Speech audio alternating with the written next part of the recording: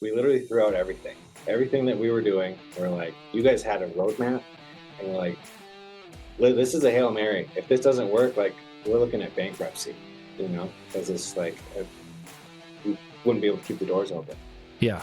So we were like, you guys are saying, if you follow these processes, you will succeed. And it's like, we have to trust it. So we trusted the process, changed everything, and implemented as much as we can, and it works. Yeah. So awesome. The two big ones that I can think of off the top of my head, probably 24. Welcome to the Super Clinic Project Podcast, where we take regular clinic owners and turn them into cash-based multimillionaire entrepreneurs. Warning, if you're a doctor who listens to this podcast regularly, you will make millions of dollars. Do not listen to this podcast unless you want to be a successful clinic owner who helps thousands of patients achieve their health goals and adds more money than you can imagine to your bank account. You've been warned. Welcome to the Super Clinic Project Podcast, where we give you the exact tactics, strategies, and mindsets you need to fulfill your destiny by helping thousands of people in your community and dominating your market in your life. I'm Rory Morgan, and I'm here today with Dr. Ryan Moss. Dr. Ryan, welcome. Thank you for having me. So Dr. Ryan, you've been a client of mine, and we've worked together for well over a year. And the reason for having you on this interview here is just to kind of talk about not necessarily your journey of working with us, but just your journey of being a business owner, right? And a chiropractor who is a business owner. So, I mean, I thought maybe we'd start by, I don't know, like, what's your background? What made you get into chiropractic? Like, why do you do what you do? Yeah. I mean, I don't really have a great story. Most people are like, oh, my back was broken, chiropractor saved me, and I want to do that for others. I just kind of logically chose all the things that I like to help people. I like using my hands, and I like the human body. So it kind of just all fit in, wasn't in like the medical model mind. So checked out a chiropractor, or like all of them in my town, and they're all like, look at all the things we can do, all the people we help. And I'm like, this feels right for me. And then school right after undergrad, and here we are. So the story to get from graduating to here has been a lot of ups and downs, but yeah, I joined my wife's practice in Colorado. I'm from Minnesota, so I like closed that, joined here, and in that process, it was a very small outfit, like 400 square feet, and that like we couldn't both work at the same time, and we were probably pulling before I started like 15 to 20,000 a month, and that was enough to cover expenses. It was small. And then I joined, and it's like, hey, well, now we need to make more, 2 mouths to feed, that kind of thing. And we're like, this space is too small. We need to grow. We need to expand. And then we were starting to have months where we like weren't hitting our feed the mouths, the bills, and all that. Yeah. And then I think we saw an ad, must have, for you guys, and it was kind of scary because it's an investment. We're trying to grow and build. Like, well, we got at least for this place, which is, I don't know, 4 times as big. Right. Add more practitioners, like have a future, and maybe sell it someday and make it worth selling. And you guys definitely helped us do that. So you had your own practice in Minnesota. Yeah. Was that, I didn't even realize that. How long were you doing that for? Just a year. So I opened it. Christina and I like started dating a few months after, and then it was like, hey, well, middle COVID, so we were going back and forth every 2 weeks. Flights were cheap. Crazy. But it was hard. Yeah. But yeah, like, nobody wants to, well, maybe not nobody, but winters there are horrible. Christina is not a cold weather person, so Colorado's like really good on the winters for the most part. Yeah. So it was an easy decision on who was moving. I'll say that. Sure, for sure. I mean, unless you're just super into hockey. Or you weren't? No, not a hockey guy. I thought everybody was hockey in Minnesota. The skates hurt my ankles, so I just never even watched it. Okay, gotcha. Now, were you like being into the human body and being into health? Were you like is that like an athletic background or anything like that, or I mean, um? I played a little baseball in high school and a little golf here and there, but mostly just like weightlifting, just being in the gym, like being Okay. active. Yeah, I guess, but Did you no. go down the bodybuilding route at any point? Kind of. I started powerlifting, and I was like, strength was my like. It's way cooler to be strong than to be like look good. Yeah. And then it was like, well, this hurts my joints. Yeah. So Yeah. I kind of switched to bodybuilding, and now I'm more into functional fitness, CrossFit, that kind of stuff. Love it. Okay. Yeah, there's like a lot of crossover between like people who end up building successful businesses. Like a lot of times, like I think the two most common backgrounds that I see is like Division 1 athlete or some type of like powerlifting or bodybuilding. Like I think the discipline that's required or like the fact that you have to like chase a goal for an extended period of time without giving up, like Yeah. it seems like that crosses over to the business world. I think that's, yeah, it's the goal, like having a kind of work backwards mindset of, Yeah. okay, trying to reach here, like what are the steps I need to do? Yeah. Yeah. Okay. You have a lot of time when you're, mid 20s and single. So, Yeah. Okay. Yeah. Okay. So, like, whatever it was, two years ago, somewhere in that neighborhood, when we met, tell me about like where you guys were at in your practice journey at that point. Like, what kind of revenue were you doing? yeah, And like, yeah, maybe even like, I mean, I don't think we talked about it because you're an upper cervical practice, so like, you didn't talk about your style of chiropractic, but kind of just give us that background. sure. Yeah. I mean, with upper cervical, like you have a kind of set time you need with each person. You can't just kind of like turn and burn people, which is good because we want to also spend more time with people to give them a little more, I don't know, time and attention, right? Yeah. We got a lot of tricky conditions, so we use that time efficiently. So we kind of are capped at like six per person, 6, 7 people an hour. And Mm-hmm. that's like, okay, well, if we can book a schedule in a day, that's really good. So we met you, and we weren't at that. We definitely had gaps, and try to cluster as you best you can. But most people are, lunch after work and all that. So we were pulling probably at our good months around 25 a month, right Mm-hmm. before we like met you guys, and then we like again expanding, and we were like, well, our overhead's going to be increasing probably $7,000-8,000 just for like the space and all the extra equipment and whatnot. So we like we needed a big swing, and Mm-hmm. as we're a big swing, and then I think our first month, you have like stepwise goals, right? The first goal is Yeah. like, all right, let's see if we can hit like 30 or 40. And then the first month, I forget what it was, but we probably like blew that out of the water. I think we hit 40 our first month with you guys. And it's not just ads, right? It's not just Yeah. like get people in the door. It's you kind of like hold our hand through, okay, Yeah. we'll take care of the people coming in the door. We'll teach you how to like make the experience the best for them to like want to work with. Yeah. And that's really Well, kind of even before we go down that road, like what would you say like the biggest challenges were that you were facing in practices or like in practice or like where did you feel stuck? What did you really feel like just man, I can't figure this out? um, a lot of it is just kind of connecting with a patient's like big problem. Like you're always Hmm. like, let's say it's a headache.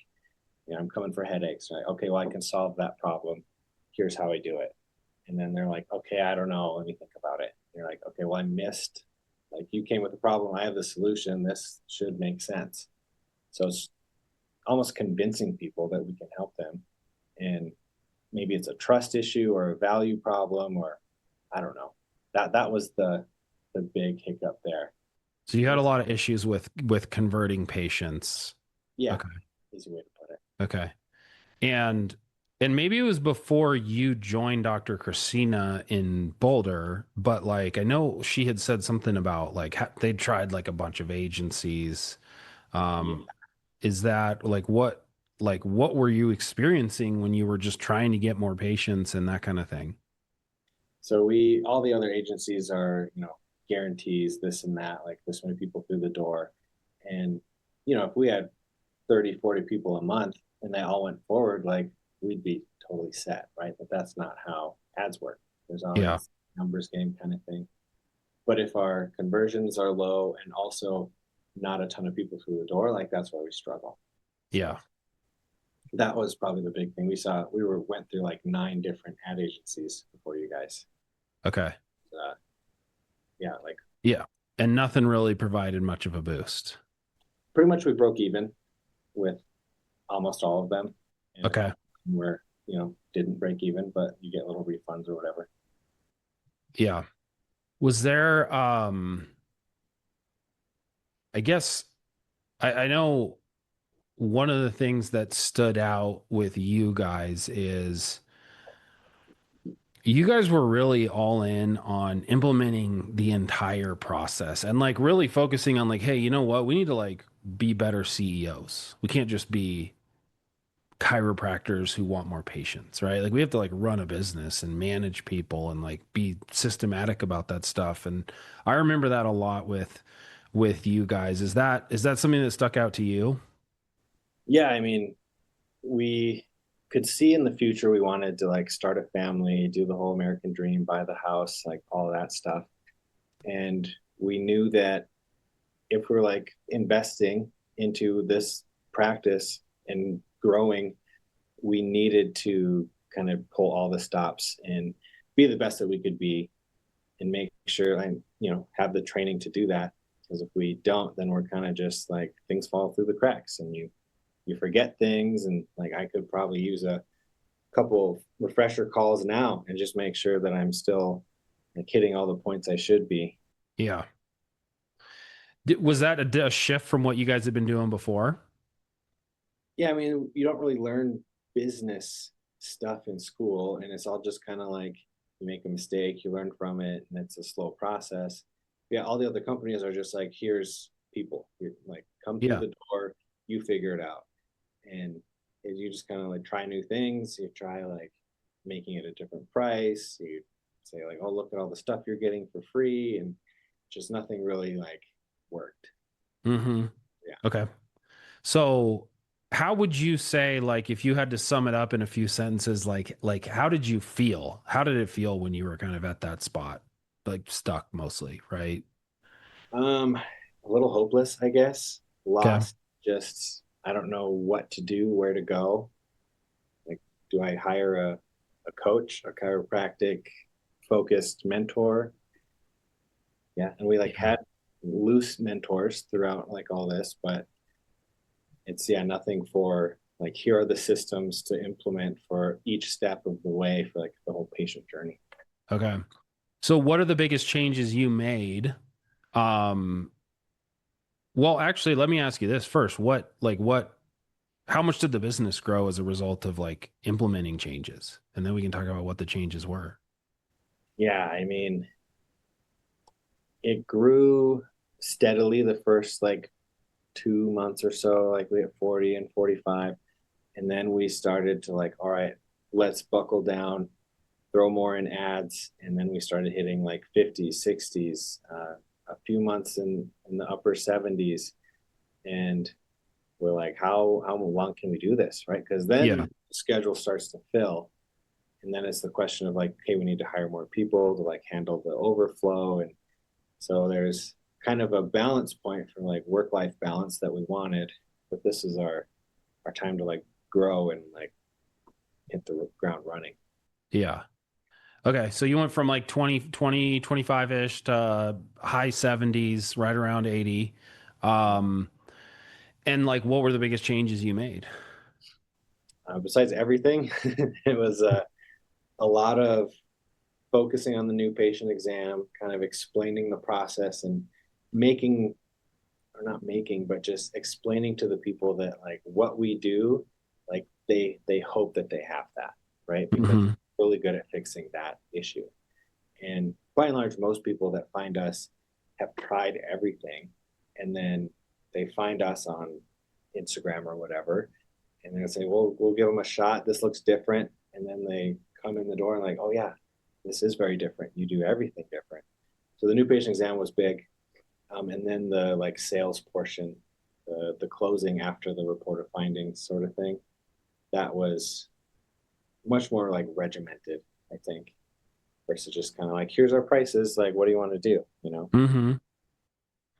Yeah, so it sounds like what you're describing is like setting it up such that it's the right amount of education, but not this kind of like, oh my gosh, we're just going to overwhelm you with information. It's like, hey, just so you know, I'm highly specialized. I'm really good at fixing certain problems. These are the problems I solve, and I know how to fix these. And so we're going to do your exam, and we're going to be looking for these problems. If I find these, I know I can help you. And then like sounds like that's what you were saying, where it's like they then leave that exam thinking to themselves like, man, I hope they found that. I hope is that what you're describing? Exactly. Yeah. And we often have that in that second appointment. They're like, I was so hoping that like I had this like misalignment or whatever we talked about. And when they see it, they're like, I'm so relieved. Like I was so afraid of not having this issue that you can help with. Right. What would you say like the conditions that you help people with the most are? A lot of the big UC neurological ones. So headache, migraine, of course, like neck pain, neuralgias, vertigo, concussions are growing. Like Mm-hmm. finding more people are having like old concussions that never got healed. Mm-hmm. Have a lot of like cool technology now to help with that. Yeah. So those are probably the big like core four. Yeah. There's a lot more awareness around concussions. It's Like growing. Sure. I remember when I was playing sports as a kid, like I wasn't really a football player, but I played 1 year. Yeah. Just the number of times I just absolutely just smashed my head. And I just remember like, oh my, like it was so much pain. Like it hurt to get up off the ground. Like I was like, it hurt so freaking bad. And it was my brain that was hurting, right? And it was like never occurred to me that like, oh, maybe there's a brain injury, maybe there's a concussion, right? And, and Like, well, is it real? yeah, Yeah, I had a yeah, guy the other day who had one of the worst degeneration I've seen in years. And he's like, I've never had trauma. And then it finally came out. He's like, well, I played football in high school. I was like, could that be it? It's like, that was so long ago, though. And I'm like, yeah, this is that long. That's how old yeah, this is. Yeah. yeah, yeah. So my kid plays hockey now. He got slammed into the boards like head first, right? And it's just like a really detailed protocol now, and like there's Yeah. no messing around with it. So that's a good thing. So what do you have like a personal favorite of the people you like to help, or you feel like, man, we just get the best results here, or these are the people that are the most fun to work with? Um, vertigo is probably the most debilitating we see, and we have pretty good results there. I'd say probably like 80% of people get like complete resolution or like very much better results. Headache migraines are almost, if it is a thing we can help with, it's like a shoe in pretty much 99%, Yeah. Concussions are, we're kind of dabbling into that more. And got a good handful. Everyone's getting better with that. So I'd probably say vertigo, headaches, concussion in that order. Okay. Cool. Um, so one of the things that stuck out to me, right? So you mentioned like, how do we actually set up this new patient experience where, right? Like we can call it sales, we can call it conversion, we can call it education, we can call it whatever we want. But at the end of the day, what we want is the patient to make a choice to change their health situation, right? And that is going to end in them spending money with us, right? So making a commitment. Um, and you mentioned that like setting up and positioning that different, and that's a big key thing that a lot of people don't understand when you talk about like positioning.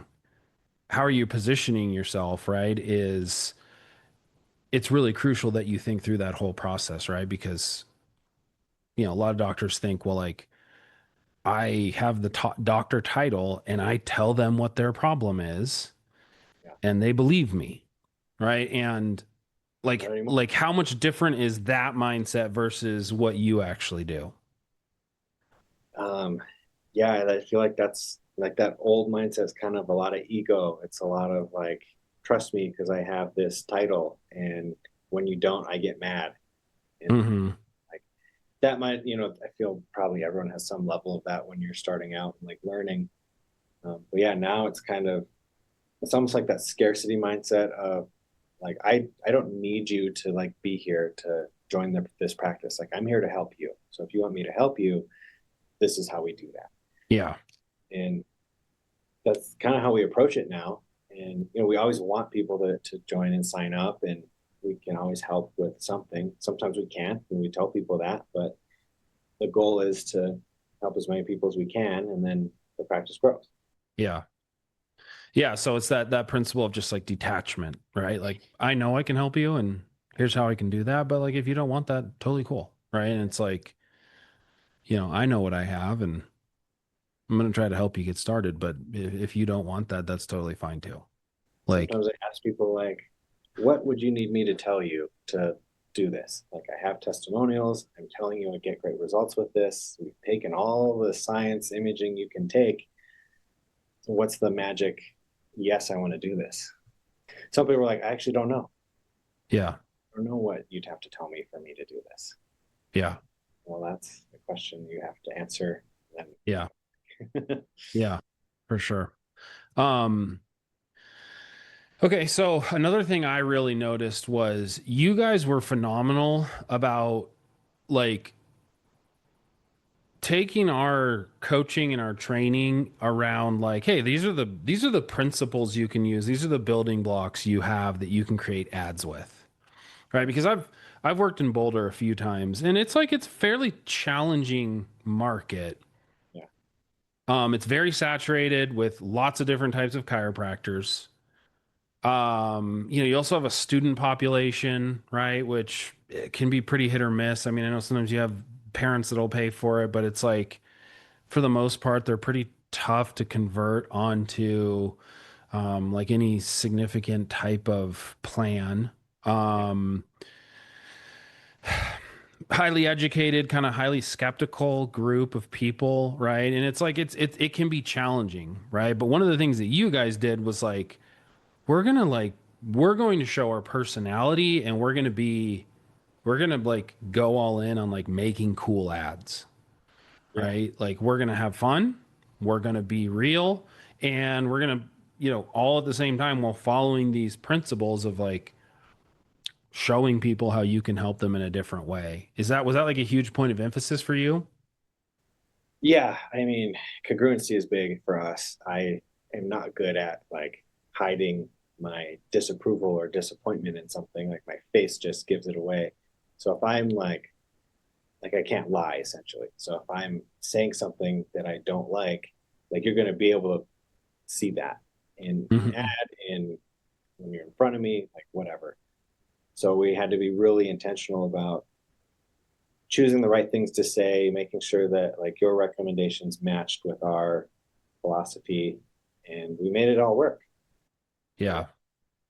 Yeah, because like one of the things is like you guys have ads running really well for a long time, and you're getting and I don't really know. Maybe you tell me what are the number like how many new patients a month? Like, are we talking 40, 50 or Yeah, it's been different. So lately we've stepped off the gas a little bit to kind of have more consistent, like manageable new patients, just with the amount of time we have. At first, yeah, we were hitting probably 10 a week. okay, Sometimes it was 10 a day. Like in the okay, beginning, we were getting probably 50, 60 a month, okay, dropped to like 40 a month. And okay, right now I'm shooting for around 25, 30, and we're about right on target. okay, right on. But that was kind of what I was getting at was like it'd be like, okay, we start to see these ads been running great for a few months, and it's like, hey, we got to refresh it. Here's our recommendations. Like, can you guys make us these? And like, you would make them and they would be in your own style, in your own way, with your own personality. And like, it would just go right back up. Right. And you just stay. That's a huge key to consistency, right? Like, a lot of people are looking for this one ad that lasts for the next 10 years. Right. Great. Yeah. Yeah. I do not enjoy filming ads. It's just like in front of the camera, this whole, I can't remember saying things. It's like I can't script things in my mind, so I just have to keep trying it till it comes out right. Yeah. And so yeah, we would spend a couple hours doing creatives, and you guys would recommend like, hey, try like talking about this or change this sort of thing, and we do it, and then yeah, like you said, the percentages would go back up again. CPL, Yeah. different. Killer. So when you like, you guys doing this for a year plus, right? I know one of your goals was to, you talked about having a family and buying a house. Can you tell us about like that journey and what changed with that? Honestly, like working with you guys has been a life-changing experience because we probably wouldn't have thought about having a baby. We have a 6-month-old now. And it's just like everyone's like babies are expensive, and we were renting a home at the time, and we're like, why we want to like have a house before we like start having a baby and whatnot. Like it was just a goal of ours. And so we were like, let's start looking at houses. We'll see like where our income's better. We're able to maybe qualify for better loans, and the way our business is structured and the LLC and all that, we couldn't do a standard loan, right? A conventional. So we had to go like a certain like bank statement type. And the only way that worked is by seeing the past revenue of like all these high income months. So there's that's how we have a house. So you've got a home and you've got the baby now. Yeah, And Dr. Christina is no longer practicing in the office every day. that's true. Yep. She's stay-at-home mom. She's working on real estate now. So she's finds much more passion in that than being a doctor, but she's Mhm. also using her degree for that, which is really cool. So we hired another doc who's just killing it. And it's obviously like anytime you hire someone, you have to train them on the things. There's a bit of a growth process, but it's steadily getting better. Awesome. So you've been able to hire people. Yeah, I mean, it sounds like you have like a real business now, right? Like it's like I've Yeah. got employees, we hire people, they get trained up, they do their job, and like the business produces revenue and then we can go home and be with the family. Need to hire someone else to take my job. Yeah. That's Okay. next. Well, like, what would your advice be to, healthcare entrepreneurs, chiropractors, when, the journey that you've been on, like there's millions of others at the same place where you were stuck before, right? So, like, what are the specific things you would tell people to look at? Like, man, you've got to get serious about changing this and this. Whether it's how you spend your time, whether it's how your mindset works, what you think about, like whether it's specific tactical changes, like what would you say, just knowing that you've been there and you've been the guy hiring agency after agency, thinking nothing works for you to the point where your business triples and you can buy a home and have a family. Like, what do you say to the people that were in your spot? The easiest thing is like be different, right? If you're just like the same as the next guy, like why would someone choose you over them? It's like if you're cheaper, maybe. The second one is you got to trust the process. It can be scary to like throw out. We literally threw out everything that we were doing. We're like, you guys had a roadmap, and we're like, this is a Hail Mary. If this doesn't work, like we're looking at bankruptcy, because it's like we wouldn't be able to keep the doors open. Yeah. So we were like, you guys are saying if you follow these processes, you will succeed. And it's like we have to trust it. So we trusted the process, changed everything, and implemented as much as we can, and it works. Yeah. So those are Awesome. the two big ones that I can think of off the top of my head. Probably 20 more. So basically, figure out how you can differentiate, which is huge, right? Like if we're all vanilla, who cares, right? But the other one is trust the process. So if you're out there and you're listening to this, like if you don't have a process you're following, it's like And that's a process, right? So a lot of people hear that word and they're like, oh, no, we have SOPs for how we see our patients, or like we have a process that we follow for our new patient appointments, right? But like, turns out there's also a process for how to systematically grow a business. Like, what specific employees should be hired at what time, right? A lot of people hire, they think, oh, like I want help with this. So they hire someone there and they find out, oh, wait, that person's actually not all that busy. They don't, and then they just kind of give them a bunch of other stuff. And then they're confused about what the priority is, right? And we see this so much where it's like, there is a process for how to build a business. Who do I hire? When do I increase my ad spend and when do I not increase it, right? When do I increase prices, right? When do I maybe add another service versus trying to maximize what I already have? Like there's so many processes like this that people aren't, they're just winging it, right? So just follow a process instead of going it alone and just kind of so are you following a process? Does that sum it up what I'm saying? Pretty much, yeah. Yeah, chaos does not point in a direction.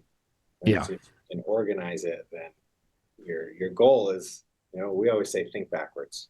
So if you can reverse engineer your goal, you can pretty much figure out all these processes. But yeah, you need a lot of experience to do that, and you guys have the experience in like the business processes that we're like, can I just focus on adjusting people, and if it's kind of all laid out for you. It's not like you just gave us everything, right? You gave us a template and we had to like put in all of our little pieces. So yeah, very customized to our business. Okay, cool, man. Any final words, anything I didn't touch on that would be worth sharing with our podcast audience of 75 million listeners? 75 million. Yeah, maybe divide by a million, but No, I don't think there's much else. It's like the trusted process. That's a big piece. Okay, cool, man. Well, thanks for joining me, and have fun with the baby this weekend. Yeah, thank you. Yeah, no problem. You've been listening to the Super Clinic Project podcast. If you like what you hear, subscribe and stay tuned for further episodes of the Super Clinic Project podcast.